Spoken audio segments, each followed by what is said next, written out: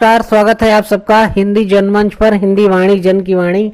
और आज जो है एक नए विषय को लेकर के उपस्थित है। आदिकालीन साहित्य के विषय में बात करेंगे। आदिकालीन काव्य साहित्य, काव्य धाराओं, कौन कौन सी काव्य धाराएं रही, ठीक है, किसमें किसका कैसे, कौन कौन सी काव्य धाराओं के विषय क्या रहे, किस किस नाम से इनको जाना गया, इन सारी चीज़ों को देखने की कोशिश करेंगे।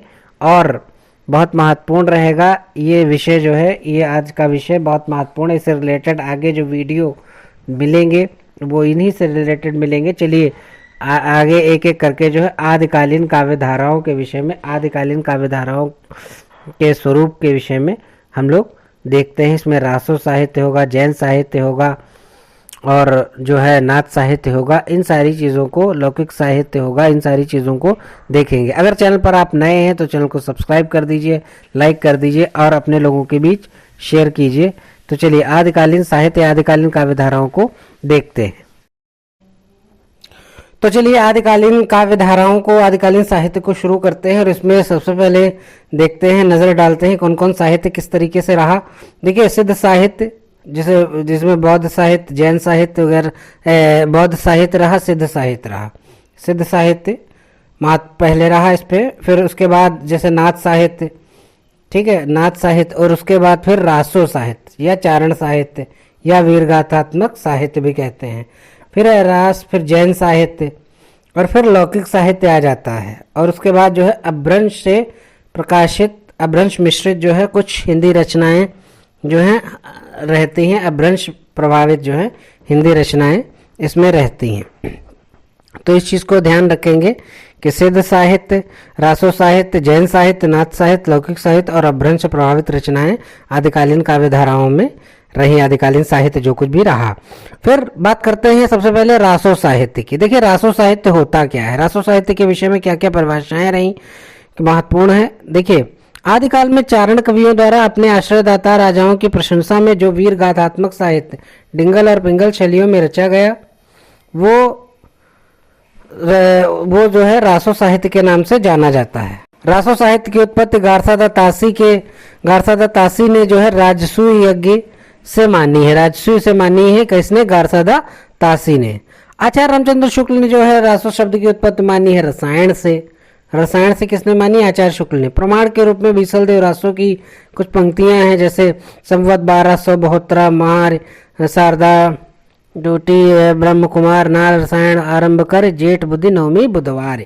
तो ये बीसल देव रासो की कुछ पंक्तियां, इससे लगता है कि रसायन जो है इसमें जो इन्होंने माना है आचार्य शुक्ल जी ने। तो हजारी प्रसाद द्विवेदी ने जो है रासक से माना है और यही महत्वपूर्ण है। सभी ने माना है कि अब्दुल रहमान की रचना संदेश रासक जो है उससे जो है हजारी प्रसाद द्विवेदी ने प्रमाण लिया है कि रासक शब्द से ही रासो शब्द की उत्पत्ति हुई है। किससे? रासक से। फिर एक शब्द है रहस्य। रहस्य से किसने किसने मानी है? तो श्यामल दास ने मानी है, नागरिक सभा, काशी और काशी प्रसाद जायसवाल, इन लोगों ने जो है रहस्य नामक शब्द से मानी है रासों की उत्पत्ति। फिर विंध्येश्वरी पाठक ने जो है राजयश से मानी है। रामस्वरूप चतुर्वेदी जो है राउत शब्द से इसको मानते हैं। फिर रासो साहित्य की विशेषताएं। देखिए, रासो साहित्य की विशेषताएं सबसे पहले ध्यान देते हैं। रासो साहित्य अधिकांशतः चारण कवियों द्वारा रचित है तथा राजस्थान से इस साहित्य की सर्वाधिक रचनाएं प्राप्त हुई हैं। कहाँ से प्राप्त हुई? राजस्थान से। फिर है आश्रयदाता राजाओं की वीरता व अन्य गुणों का अतिशयोक्तिपूर्ण वर्णन किया गया है। इन रचनाओं में सामंती जीवन की संपूर्ण झलक देखने को मिलती है। राजाओं व रचनाकारों की संकीर्ण राष्ट्रीय भावना, युद्धों का सजीव वर्णन। अधिकांश रचनाएं विवादास्पद रही हैं क्योंकि ये नहीं पता है किसने किसकी क्या रचना की। फिर अप्रमाणिक शुक्ल ने प्रमाणिक रचनाओं को माना है क्योंकि वो खुद अप्रमाणिक रासों को मानते हैं। तो अर्ध प्रमाणिक है। वीर और श्रृंगार रसों की प्रधानता है। डिंगल और पिंगल शैलियों का प्रयोग है। प्रबंधात्मक व मुक्तक दोनों काव्यों का प्रयोग किया गया है। छंद विविधताएं भी इसमें दिखती हैं। अतियुक्त तथा अतिशयोक्त अलंकारों का प्रचुर वर्णन मात्रा में प्रयोग किया गया है। लोक जीवन की उपेक्षा की गई है। कल्पना की अधिकता, प्रकट चित्रण का अभाव जो है इसमें रहा है। फिर प्रमुख रासो ग्रंथों को देखते हैं और उनके रचनाकारों को देखते हैं। देखिए रासो ग्रंथ और उनके रचनाकार, जैसे पृथ्वीराज रासो चंद्रबरदाई। बीसलदेव रासो को किसने लिखा? नरपतनाल ने। परमाल रासो के रचयिता जगनिक। हमीर रासो शारंगधर।